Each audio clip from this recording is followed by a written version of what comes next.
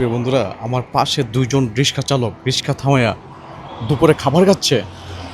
কীভাবে খাবার খাচ্ছে বা কোথা থেকে খাবার আনছে আমি একটু জিজ্ঞাসা করবো। ভাই আসসালামু আলাইকুম, ভালো আছেন?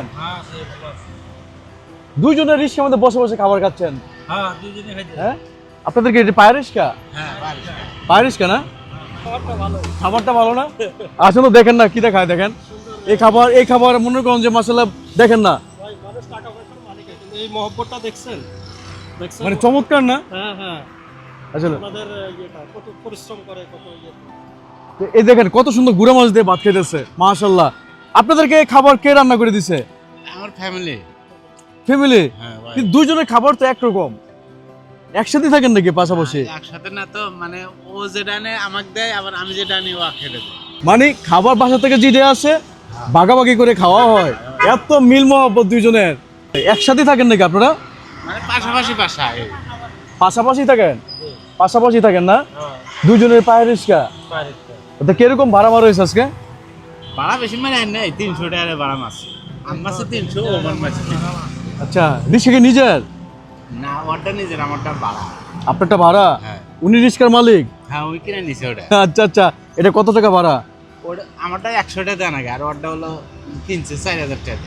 4000 টাকা কিনছে, এটা 100 টাকা ভাড়া। হ্যাঁ, 300 টাকা ভাড়া মারছে, 100 টাকা জমা দিতে হইব, আর 200 টাকা পকেট আছে।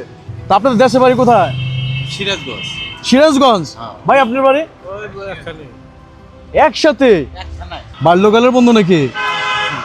হ্যাঁ, আমরা এক জায়গায় অনেকদিন হলে কাজ করি, তো এই জন্য সম্পর্ক বন্ধুর মতো হয়। আচ্ছা আচ্ছা। তো প্রত্যেক দিন এই দুপুরবেলা কি বাসা থেকে খাবার আনা হয়? বাইরের খাবার খান না? না, আসলে বাইরের খাবার খেতে গেলে তো অনেক দাম, হ্যাঁ, পোষায় না, তাই না? পোষায় না। আচ্ছা, ফ্যামিলি থেকে কে আছে?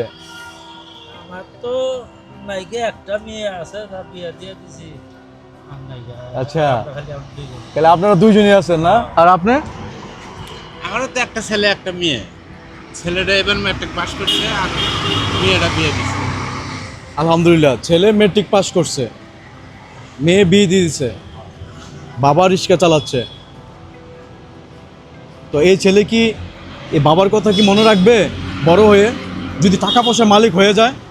কারণ এই কষ্ট করে রিক্সা চালায়া ছেলেকে কিন্তু লেখাপড়া করাচ্ছে। একদিন ছেলে যদি কপালে থাকে বড় অফিসার হইতে পারে। অবশ্যই প্রত্যেকটা বাবা মারই আশাবাদী, ছেলে যখন মানুষ করা হয়, ছেলে যখন বড় করা হয়, ছেলেদেরকে যখন লেখাপড়া করা হয়, প্রত্যেকটা বাবা মায়ের আশা থাকে ছেলে একদিন বড় হয়ে।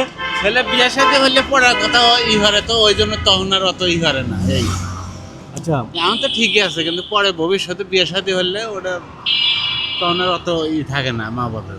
আচ্ছা আচ্ছা, মানে ছেলে মেয়ে যতক্ষণ মা বাবার কাছে থাকে, অবিবাহিত থাকে, তখন মা বাবার প্রতি ছেলে মেয়ের অনেক টান থাকে। বিয়ে হওয়ার পরে ছেলে বা মেয়ের অনেকখানি বাবা মায়ের সাথে সম্পর্ক অনেক দূরত্বে চলে যায়।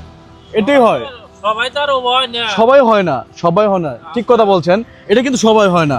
আপনি সবসময় আল্লাহর কাছে দোয়া করবেন যাতে আপনার ছেলে আপনার সাথে যাতে এরকম ঘটনা না ঘটে। আসলে এই খাবারের মাঝখানে আমি ওনাদেরকে অনেক বিরক্ত করতেছি। তো আমি জানি না আপনারা কি বিরক্ত হচ্ছেন নাকি আমার সাথে কথা বলে? না না না। তো প্রিয় বন্ধুরা, তো এই যে দুই বন্ধু, তাদের বাড়ি যে সিরাজগঞ্জে, বাল্যকালের বন্ধু। তা আমি দেখি দুই বন্ধুর জন্য আজকে রিক্সা ভাড়ার তাদের সারাদিনের হাজিরাটা আমার কাছ থেকে তাদেরকে আমি দিয়ে খুশি করতে পারি কিনা একটু দেখে। আমার কাছে কিন্তু আছে 1000 টাকা নোট। 1000 টাকা নোট কি দুজনকে ভাগ করে দেবো না কি করে দেবো আমি তো বুঝতেছি না কোনো কিছু।